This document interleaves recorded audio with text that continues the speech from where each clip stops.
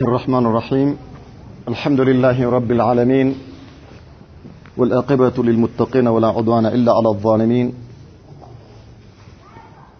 أما بعد ባለፈው ሳምንት ነብዩ መሐመድ ሰለላሁ ዐለይሂ ወሰለም ከተወለዱ በኋላ ማንኛውም የአረቢያ ህፃናቶች ወደ ገጠር ሄደው እንደሚያድጉ ሁሉ አጥቢዎች ነብዩ መሐመድን ሰለላሁ ዐለይሂ ወሰለም አልቀበልም ብለው የቲም ከመሆናቸው የተነሳ ሐሊመቱ ሰዓዲያ ባዶዬን ከመመለስ እስኪ ይሄንን ልጅ ይዤው ልሄድ በሚል ይዛቸው ለመሄድ ከባለቤቷ ጋር ተስማምተው እንደወሰኑ ነው ያየነው። በረካቱን ፊ በይት الرضاع አላህ Subhanahu Wa Ta'ala በነብዩ መሐመድ ሰለላሁ ዐለይሂ ወሰለም አማካይነት በሐሊመቱ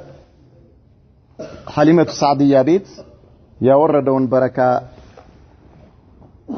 እናያለን ይላል። وقد درت البركات على أهل هذا البيت مدة وجوده صلى الله عليه وسلم بينهم. الله ونبي محمد صلى الله عليه وسلم أما كانت يوردوا بركة ترفات بأنزي سووش بيت እሳቸው በነበሩበት ጊዜ ሁሉ ተትረፍርፎ ነበር ይላል። አህሊ هذا البيت ማለት የዚች ሐሊመቱ ሰዓዲያና ባሏ ማለት ነው።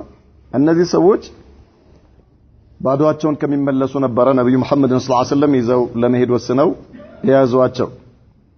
እሳቸውንም በመያዛቸው ምክንያት አላህ በቤታቸው ውስጥ የተትረፈረፈ የሆነ በረካ እንዲያዩ አደረጋቸው።